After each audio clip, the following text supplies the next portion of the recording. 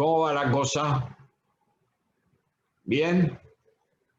Abran el micrófono si quieren.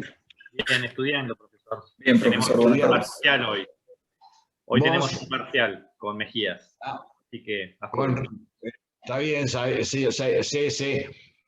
Bueno, no, ¿sobre qué tema van a tener? ¿Qué están tratando con Mejías? Héctor. Tenemos juicio por jurados, medidas de coerción, prueba, bueno, un montón de temas. Bueno, toda la etapa de juicio.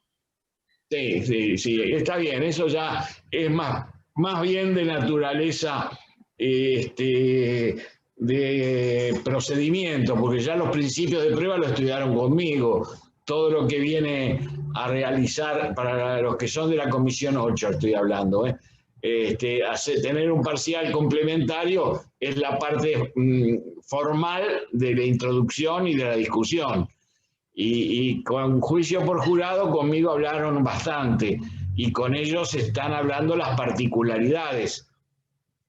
También es importante recordar que si bien es juicio por jurado y pareciera que fuera única instancia, es recurrible la sentencia dictada en juicio por jurado. Hace pocos días yo les dije de un fallo de la Cámara de Casación que hace muy pocos días salió, donde anulaba la sentencia y la mandaba a realizar nuevos fallos en virtud de no haber sido explícito el juez que da las instrucciones, el juez del debate, para darle al jurado todas las opciones distintas que tenía el caso. Ustedes saben que a veces el juicio por jurado es complejo por la cantidad de delitos cometidos y por allí hay una pluralidad de delitos. Si fuera un solo homicidio y no hubiera agravantes de este homicidio, es muy fácil. El juez explica la condición de la muerte y la valoración. A lo sumo tendrán que contemplar si hubo exceso, si no hubo ningún agravante común. Distinto es el calificado, que ya ahí hay que darle al jurado instrucciones sobre qué califica este hecho, que el jurado preste atención antes de la audiencia para darse cuenta qué es lo que sucede en el hecho, porque todas las sentencias, sean de jurado, sean de juez técnico, tienen relación íntima con los hechos que están imputados. Por eso que el principio de imputación es el principio básico en el derecho procesal. Lo que te imputan es lo que vas a producir la contradicción. ¿Me entendés, Héctor?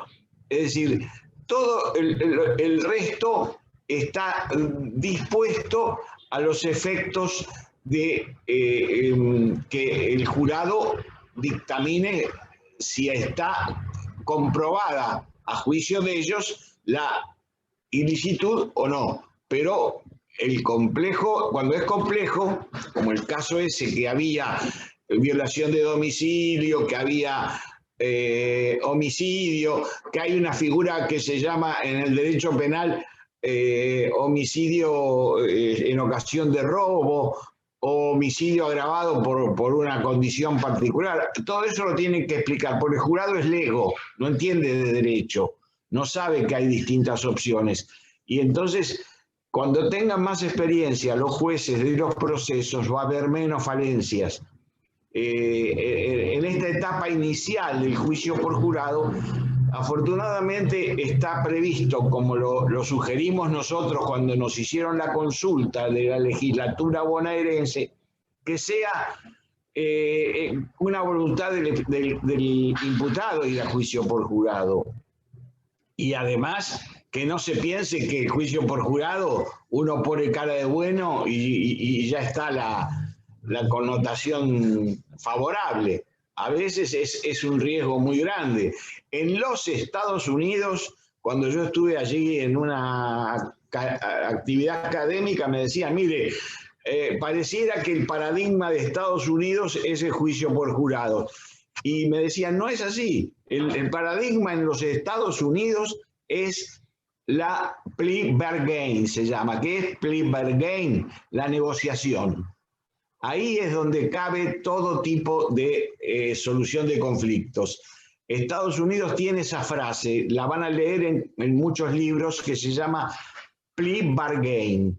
Es decir, la negociación entre el fiscal y el imputado. Y algunos prefieren una buena negociación que una decisión que pueda resultar de cualquier aleatoria. Igualmente, hay casos que entran al juicio por jurado porque no hay posibilidades ni hay voluntad de ninguna de las partes de hacer alguna negociación, porque la negociación no es obligatoria, es libre. Es ofrecida a veces por el propio fiscal para evitarse el cúmulo de juicios. Porque en realidad, si todos los procesos fueran por juicio por jurado, es imposible realizarlos. Tendríamos todos los ciudadanos actuando en la actividad de jurados.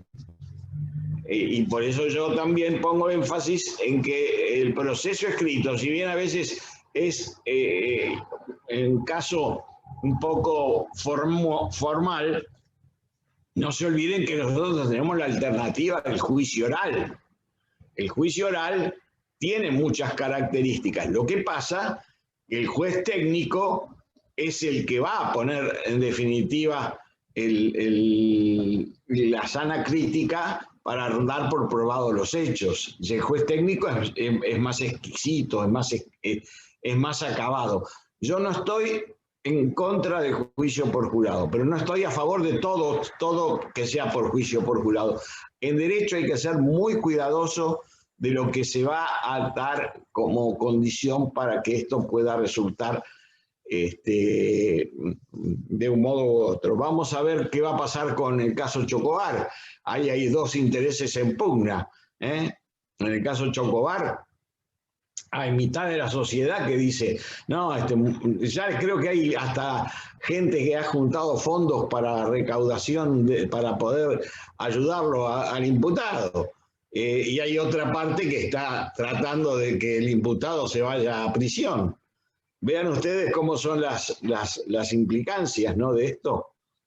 Bueno, esta es una introducción hasta que se juntara el número de alumnos. A todos les interesa estos comentarios que hago yo, ¿no? ¿Sí? ¿O no? ¿Sí o no? Sí, sí, profe, sí.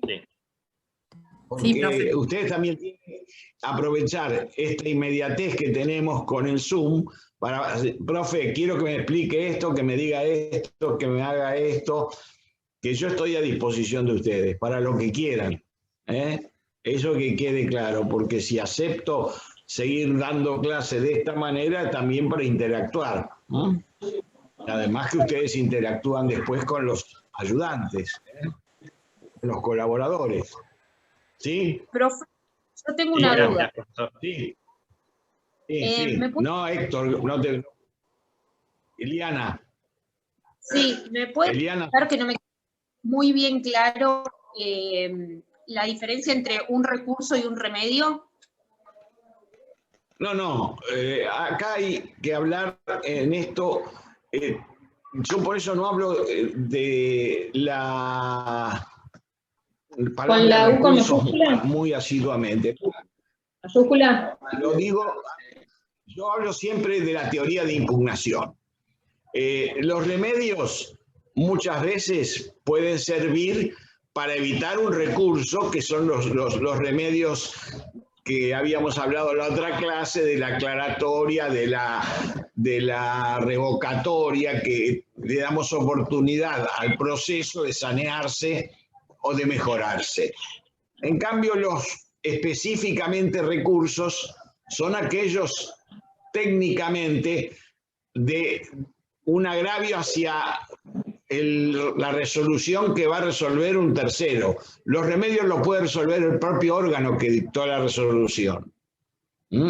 Hay remedios que si uno le advierte al órgano jurisdiccional, mire, esto está equivocado, no hay recurso de nulidad en el Código Procesal, de nulidad ordinario. Eliana, no hay No hay recurso ordinario de nulidad, pero sí yo puedo alegar nulidades que van a servir de remedio. O puedo evitar sanciones durante el proceso que puedan perjudicar la marcha del proceso. Pero grábense esto, que es la base del recurso. Primero, tiene que haber un agravio. Segundo, tiene que ser contra una decisión jurisdiccional. Tercero, tiene que estar legitimado quien lo haga. Y cuarto, no va a existir un recurso por recurrir, sino tiene que ser demostrativo de cuál es la afectación que esa decisión jurisdiccional ha producido a la parte que lo hace. Y así se utiliza en todos los medios de impugnación, sean ordinarios o sean extraordinarios. En general, la doctrina clasifica recursos ordinarios y recursos extraordinarios por la amplitud de conocimiento. En general, los recursos extraordinarios se plantean cuestiones constitucionales, cuestiones de fondo o violaciones a principios esenciales. Por ejemplo, dijimos que había 3 recursos extraordinarios contra las sentencias definitivas, que son las del Tribunal de Última Instancia, ante la Suprema Corte de Justicia. Y dijimos que está legitimado para recurrir tanto el Ministerio Público Fiscal, que puede incluso recurrir a favor del imputado, el actor civil, el civilmente responsable, citado en garantía, el particular damnificado, y lo que no se puede recurrir es lo que ha sido resuelto ya favorablemente. La importancia es que ante los recursos extraordinarios tienen que hablarse de sentencias definitivas, es decir, que sean sentencias que ya no admitan revisión ulterior. Si no se trata de sentencias definitivas, no cabe un recurso extraordinario. Y los plazos para recurrir, ¿se acuerdan que habíamos dicho que los de apelación son más breves?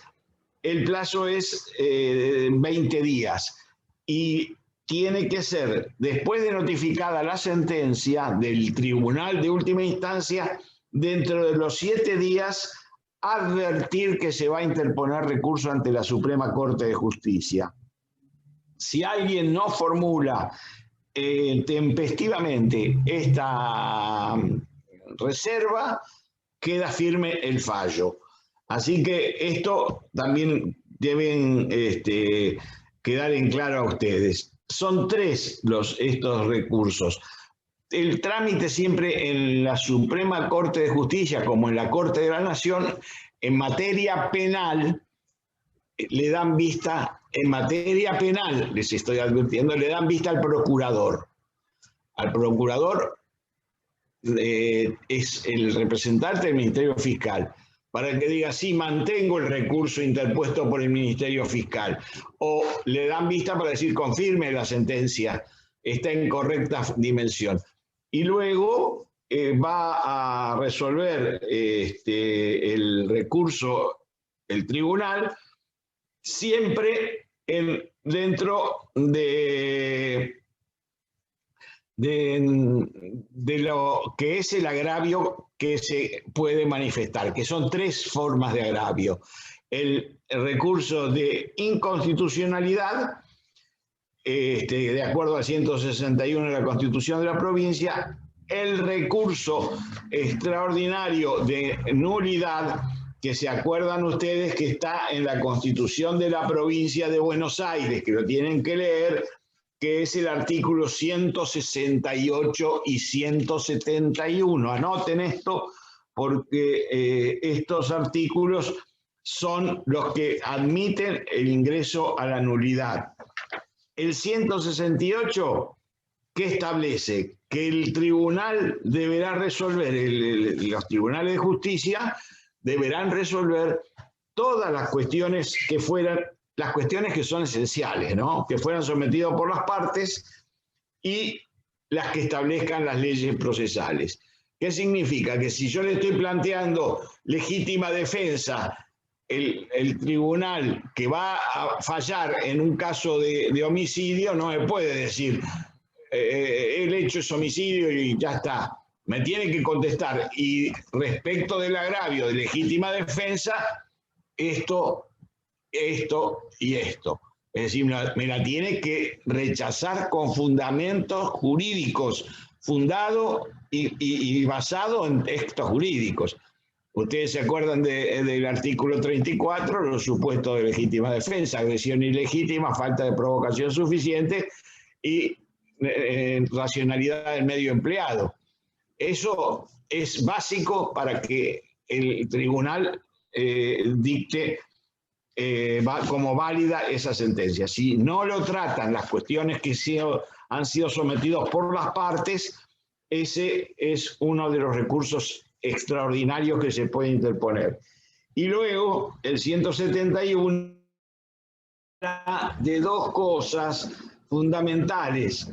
El 169 también, el 168 también decía que los jueces deberán decidir las cuestiones esenciales y por mayoría.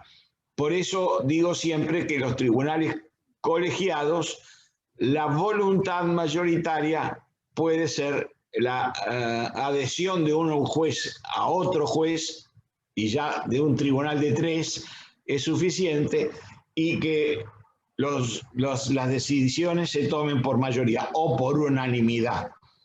Y el 171 está basado en el principio de legalidad, es decir, las sentencias deben estar pronunciadas por los jueces y tribunales letrados fundadas en el texto de ley y en el texto expreso de ley motivadas que ese hecho recae bajo ese tipo determinado.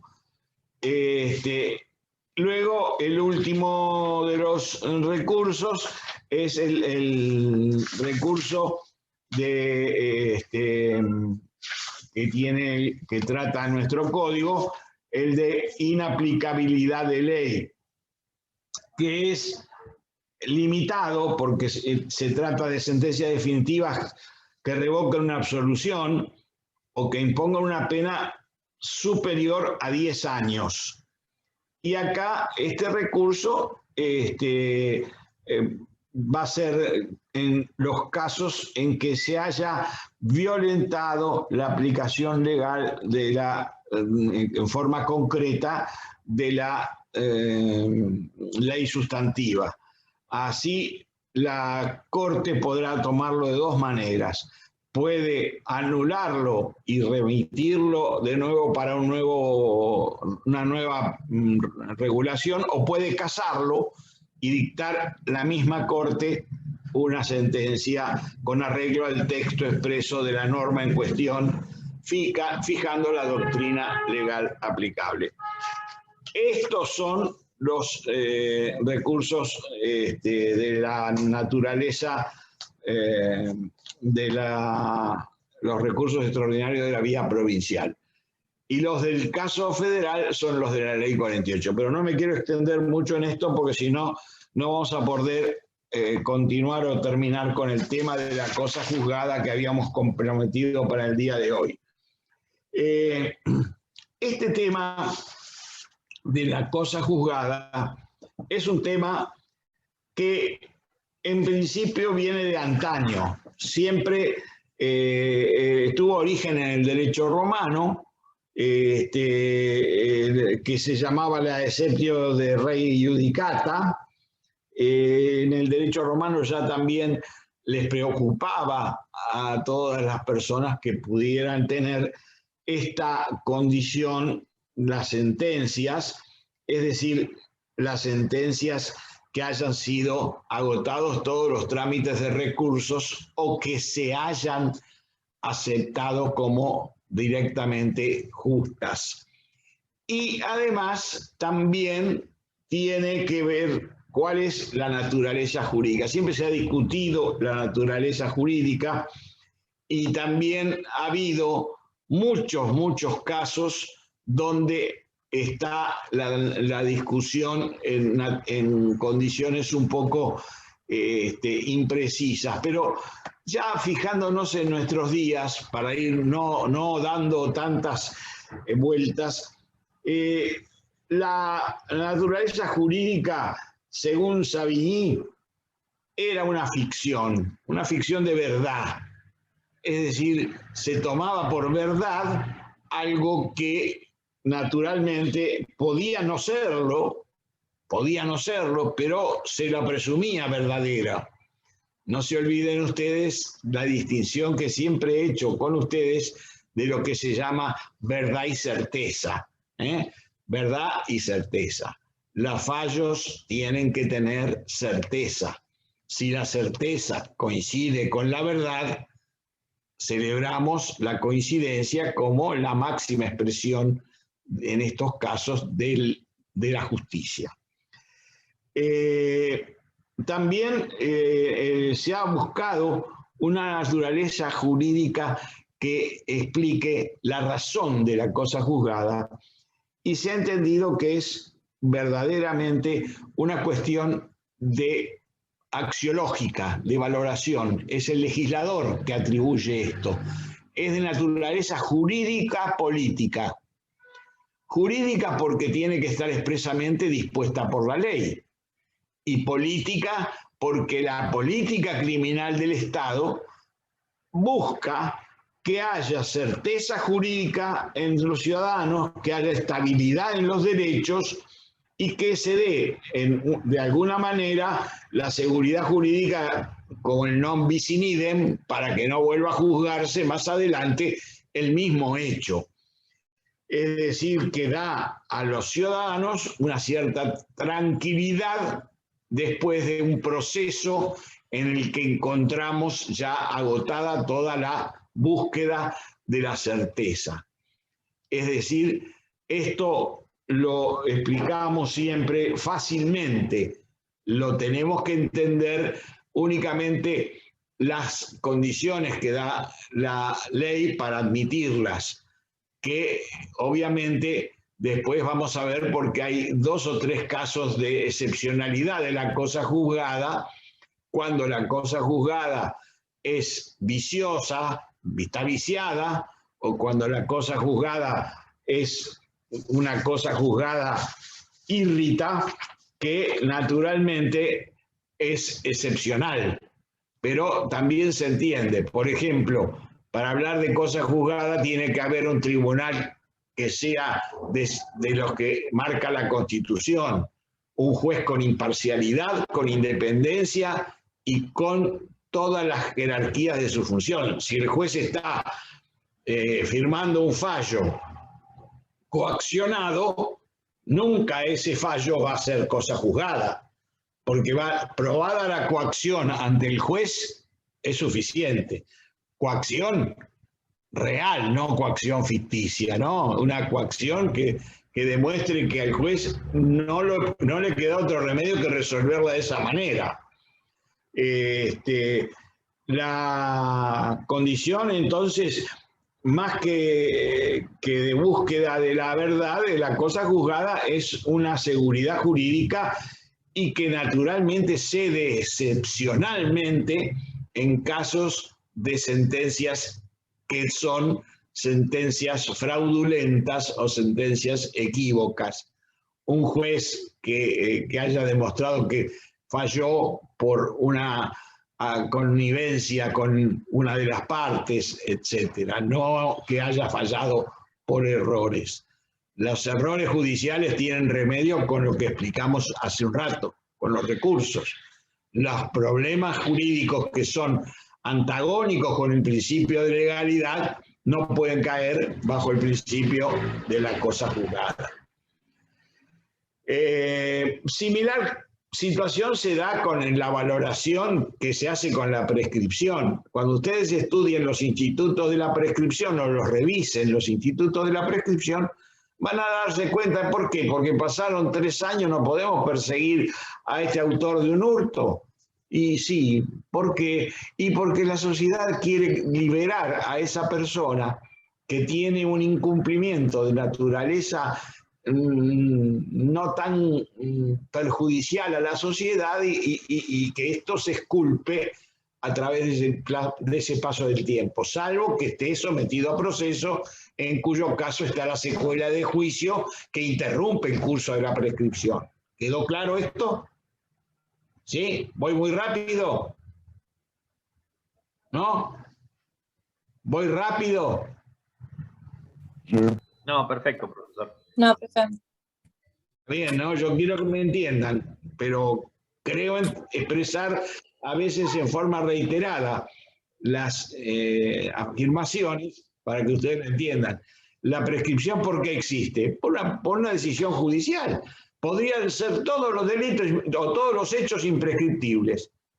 Y eso lo dispone el legislador. Quien dictó el Código Penal dijo los hechos, los delitos se prescriben a el máximo de pena prevista para ese delito, pero no habrá prescripción menor de 2 ni mayor de 15 años, creo que es, mayor o de 12, y 15 si es reclusión o prisión perpetua. Y esto lo dispuso el Congreso de la Nación y se aplica con todo criterio. Claro está que si una persona ha cometido un delito de lesa humanidad, ya los tratados internacionales, la Corte Interamericana, la Corte Penal Internacional de Roma, han dicho que estos delitos de lesa humanidad no son pasibles de prescripción. Y se sigue esa doctrina porque ha sido un delito no ya contra un hecho de un significado particular, sino contra toda la humanidad. Se entiende esta distinción. ¿Pero qué es? Axiología, es valoración, es el legislador el que resuelve hacer este tipo de concesión. Y con la cosa juzgada es el legislador que resuelve hacer este tipo de concesión. Dice, si ya se dictó el fallo, no vamos a esperar que haya otras nuevas circunstancias y estar esperando, porque los ciudadanos necesitan también en la expectativa de un crecimiento, de una recuperación o de una naturalmente expectativa para seguir creciendo, de que haya de alguna manera la culminación de un momento que ha sido conflictivo y que ha terminado con la sentencia. También les quiero decir que hay un trabajo que hemos publicado hoy de Iván Di Carlo, que está publicado en la página con la colaboración de Agustín, que me lo hizo llegar, y hay algunos fallos. Estas cosas no son para que las lean en forma detallada y puntual, son para que estén ustedes teniendo conocimiento a dónde recurrir, cómo buscar cuando necesiten acudir a estas informaciones, dónde buscar elementos que les van a aumentar la calidad de las condiciones que uno va adquiriendo a lo largo de la formación profesional. No se olviden que ahora estamos en una etapa excepcional de pandemia, no podemos estar presenciales, pero lo ideal es que a veces distribuíamos trabajos en papel para que ustedes subrayen y adviertan ciertas connotaciones que tienen las cosas que explicamos. Hoy estamos tratando de seguir adelante con esto. Tal vez esto es un compromiso mayor para ustedes, porque la formación, si no, va a ser defectuosa. Tienen que leer lo que mandamos para tener mayor formación. Lo que nosotros buscamos es que ustedes salgan con un conocimiento más o menos sólido de la carrera de abogacía. Si no, uno podrá tener un diploma colgado en la pared, pero muy, muy vacío de contenidos. Y lo que viene muy con una forma muy confrontativa. Uno va al abogado que si tiene presunción de ser exitoso en todas estas cuestiones. A ver, ¿hacia dónde partimos ahora?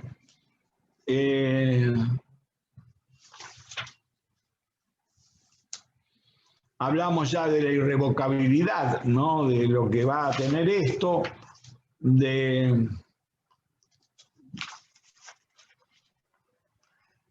para pasar luego a las posibilidades de revisión de esta cosa juzgada. Como colofón quería decirles que esto está tratado en el Pacto de la Convención Americana de Derechos Humanos, en el artículo 8º, inciso 4, y en el artículo 186 de los Pactos de Derechos Civiles y Políticos. Esto para revisar las constituciones con los tratados.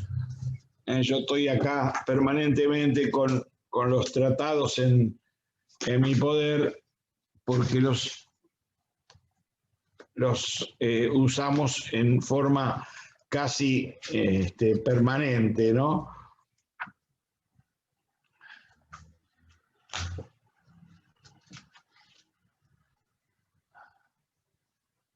El 8º, inciso 4 dice así, textual: el inculpado absuelto por una sentencia firme no podrá ser sometido a nuevo juicio por los mismos hechos. Esto es clarito, ya es norma suprema, fue absuelto y aparecieron después nuevos hechos. No, ya está absuelto con sentencia firme. Aclaro esto, con sentencia firme, pero esto da lugar a que el proceso penal se termine de una vez, y si ya fue absuelto. Ahora, si fue condenado, esto ya pasamos a la otra parte de la cosa juzgada, que es la revisión. Que esto dijimos la clase pasada que no era un recurso, sino una acción de revisión.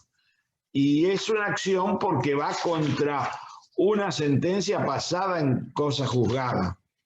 Y las condiciones que da la cosa juzgada como para formar parte de estos remedios es que se den algunas de las condiciones que están previstas en el código. Es decir, que haya algunas condiciones fundamentalmente que hagan visible que a favor del imputado se puedan realizar estas revisiones. La revisión significa que aún habiendo causas de cosa juzgada, se posibilita que exista una forma de ataque a esa cosa juzgada. Estamos en el artículo 467 del Código. Y hay en dos cosas que se pueden poner como de resalto. Esto siempre es a favor del condenado, contra sentencias firmes. Y los supuestos están en este artículo 467 en 9 incisos que obviamente no estén cumplidos. Por ejemplo, si los hechos establecidos como fundamento de la condena fueran irreconciliables con los fijados en otra sentencia penal irrevocable. Es decir, cuando en otra sentencia penal se dice que el autor es otro sujeto, esto es irreconciliable. Me van a hacer a dos autores de un hecho único con un único imputado. Es irreconciliable aquella sentencia que pasó en la autoridad de cosa juzgada con esta nueva sentencia que me adjudica la autoría de ese hecho cuando en realidad ya fue condenada a otra persona por ese hecho. Esto no quiere decir que la acción de revisión vaya a ser siempre favorable, puede no ser favorable, puede ser que a uno lo hayan juzgado por autor y a otro por encubridor. No se olviden que puede haber alguna, o que haya un hecho con una condición de participación criminal y que... Sí. Lo escucho. Se activó el micrófono. Sí, pero alguien me dijo alguna cosa, quiero preguntar. ¿Macarena, no. ¿Fuiste vos? ¿No? Bueno. Pedro, ¿sos vos? Vaca. Sí, soy Pedro.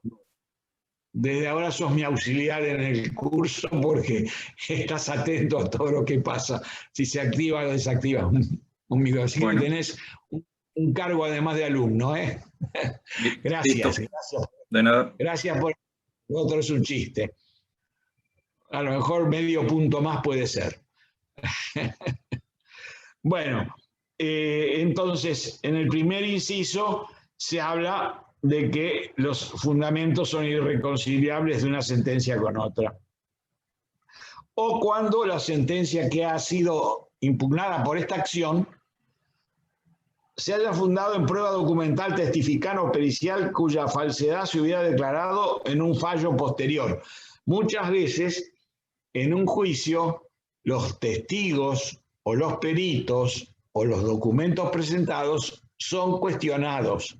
Y en ese caso, cuando se procede a esta circunstancia, puede haber un juicio posterior por falsedad testimonial, por el falso testimonio, o puede haber un juicio por documento falso, una certificación falsa, o un juicio que de alguna manera se va a decir que el perito estuvo resolviendo cuestiones que no eran las que se les había preguntado. Entonces, en estos casos, si esa sentencia se declaró el falso testimonio y quedó firme, se puede pedir la revisión de esta sentencia. También en el caso de que el juez hubiera actuado con prevaricato, es decir, con consecuencia de otro delito que se hubiera declarado en un fallo posterior. Si el juez actuó en forma de prevaricato, ya esa sentencia probada que actuó de esa manera va a caer.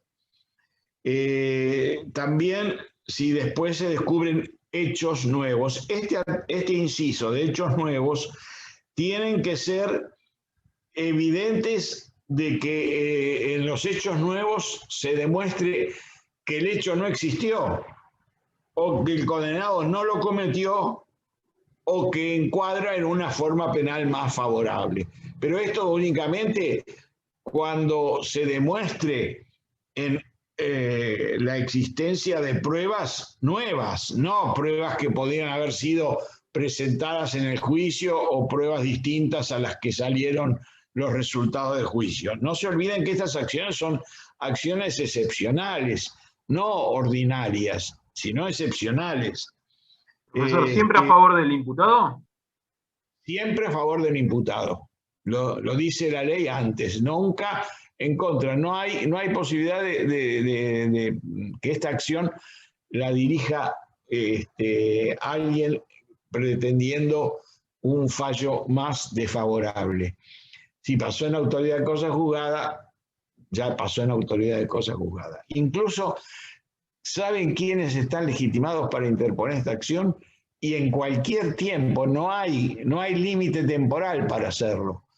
El propio imputado, su defensor, el Ministerio Público Fiscal en favor del imputado, el familiar, en caso de que éste hubiera fallecido, para recuperar el buen nombre y honor de la persona que estaba en condiciones de haber estado en vida, de solicitarla. Es decir, es muy amplia esta condición. También está aquella que después del hecho, con condena firme, aparezca una ley más benigna, es decir, que sancione con menos pena que la que había previsto la pena anterior.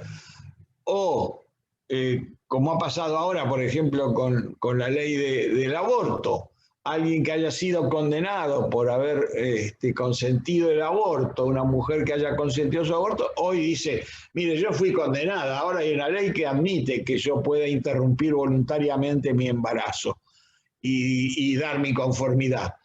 Con lo cual, si yo puedo hacerlo, no tengo por qué tener esa condición de penado. Yo recuerdo muchos casos donde se han sentenciado personas por el delito de aborto, por haber solicitado o participado en la condición de la realización del hecho. O cuando hay una ley penal más benigna y realmente deban preverse que esa penalidad puede ser computada, o una forma de computar la prisión preventiva en forma más favorable al imputado. La sentencia siempre puede estar condicionada a que se haya violado alguno de los principios básicos de la condición. Esta es competente de esta acción los tribunales de casación o la Cámara de Apelación y Garantía, según corresponda a quien ha sido juzgado por última instancia por un tribunal de casación o por un juzgado de correccional. O la Cámara Correccional, Criminal y Correccional. También hay una carga procesal que quien intente prevalerse de estos medios no basta que los invoque, tiene que probarlos. Deberá acompañar copia de la sentencia donde se invocan los hechos que están diciendo. O, por supuesto, basta la invocación de una ley porque la ley es conocida por el juez, pero tiene que invocar estos casos. La acción de revisión se va a disponer todo lo que corresponda con un procedimiento como las reglas que se establecen para los recursos tanto de apelación como de casación. Y si hay que hacer un nuevo juicio, por naturaleza de alguna falla que haya habido en el proceso, se va a dar la intervención, pero nunca a los magistrados que hayan sido partícipes en el juicio anterior. ¿Qué quiero decir con esto? Que toda vez que un magistrado emite una opinión definitiva, no corresponde que nuevamente resuelva una cuestión que puede ser de otra forma distinta al resolverse.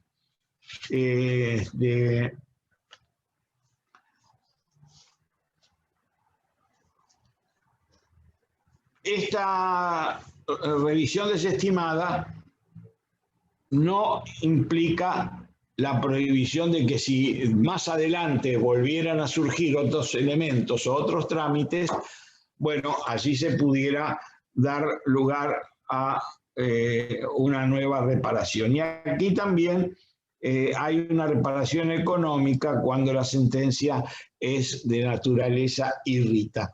Para la cosa juzgada írrita hay un trabajo interesante del doctor Hitters que trabajó muy bien, o de Iván Luca de Carlo, que también lo hace en la cita que ha hecho el doctor Amitriain, que fue verdaderamente un acompañamiento de cuestiones que nosotros presentamos a ustedes para la formulación de las distintas hipótesis que plantea este tema. Entonces, traten de ver los trabajos presentados, traten de ver los artículos que les dijimos a ustedes, el del el octavo cuarto del Pacto Internacional, y en el caso de los derechos civiles y políticos, el artículo 147 ya citado. ¿Quedó claro entonces esto que vimos hoy?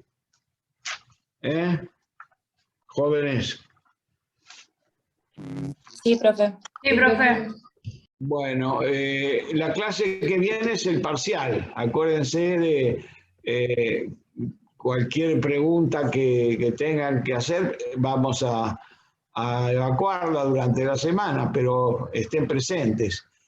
Eliana Vargas, ¿estás presente o estás con fotografía? Eliana Sí, profe, Vargas. acá estoy. Estás, bueno, porque veía... Yo prendo la cámara Sí, y es un tema. Nosotros pasamos asistencia, y cuando nosotros vemos que no están en la cámara, nos damos cuenta de que por allí hay alumnos que han abandonado la materia, ¿no? Hemos visto varios casos, en la comisión 8 sobre todo, varios alumnos han estado ausentes en la clase de los viernes, todas las clases, y acá también tengo que decirles que rige el principio de presencialidad. Discúlpeme, doctor, yo le hice el comentario a Agustín. Nosotros estamos en una zona en Quilmes donde la internet no es buena, llega muy poco. Si yo prendo la cámara, no lo escucho a usted, se me corta y pierdo la mitad de la clase. Con lo cual he avisado siempre que tenemos un problema, somos 3 personas que estamos en esa zona y tenemos ese problema. Entonces, la voluntad va por un lado y la necesidad de internet que estamos compartiendo en este barrio es difícil. Sí, comprendo. Ya nos has avisado y estamos al tanto. Hay muchas otras Muchas personas gracias, que han avisado. Agustín. Muchas gracias. Nosotros ponemos... Profe, una consulta. Sí. ¿Ya definieron la modalidad del examen? Sí, lo dijimos en la clase pasada. Alguna parte va a ser como multiple choice y la otra va a ser una parte teórica. Así que hay que estudiar para responder las dos cosas, Bien, sí. Siempre por cátedras virtuales, ¿no? Es una modalidad mixta. Sí, es por cátedra virtual. Preguntaban si es por cátedra virtual. Sí, por cátedra virtual. No fue. Sí. No, Vargas Eliana, igual porque justo le estaba por decir, pero yo siempre igual me conecto a sus clases. Bueno, está bien. Falté alguna que otra vez, pero siempre, casi siempre. Sí, yo tengo la lista de los presentes y de los ausentes, así que eso, yo no quiero que tomen el examen como si fuera una treta para ver cómo los dejamos fuera de carrera. No, quiero que a todos les vaya bien. Ese es el objetivo del docente, por lo menos en mi cátedra. No, igual está bien, porque una vez pasó en una clase, nombró a un alumno que tenía la cámara apagada y, o sea, lo nombró y nunca apareció. Está bien. Por eso, tenemos que tener esa seguridad. Todos los que estamos acá, sí, ya tienen. Todos los que estamos acá estamos comprometidos con la educación pública y con todos los medios que nosotros tenemos para poner al alcance de ustedes. Pero también estamos comprometidos con la calidad de la enseñanza y con la calidad del aprendizaje. Esta para nosotros es básica. Si no, van a venir los fracasos. Laila, me estabas por preguntar algo. Sí, perdón, no se me escuchaba bien, ¿no? Ahora cómo se escucha. Se escucha robótica. Se escucha muy mal. Se escucha la voz como un robot. Ponele en el chat. No, Pedro, vos que sos el ayudante, ¿qué pasó ahí? No tenés... La verdad desconozco. Un punto menos. Profe, una pregunta. Sí. Está preguntando en el chat, profe. Sí. Pregunta si el tema de la ejecución de la cosa juzgada. ¿Qué duda tenés en relación al pregunta, el tema de ejecución de cosa juzgada, lo dio o la va a dar? ¿A qué te referís con ejecución de cosa juzgada? ¿Cuál es el trámite después de la sentencia cuando hay que, si es una acción de revisión?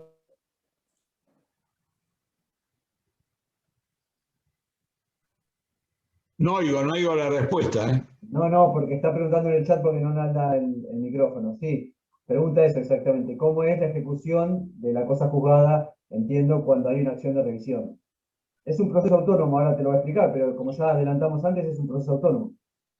Sí, es un proceso autónomo que se va a dar incluso con procesos de indemnizatorios, si hay errores, si hubo algún vicio en el juzgador, si la sentencia es irrita y si es culpa del juzgador. El Estado es responsable de las malas praxis que son delictivas o de acuerdo a lo que produzca un agente del Estado. El Estado, no el gobierno, el Estado bonaerense va a reparar esos daños si ha habido daños que son de esta naturaleza.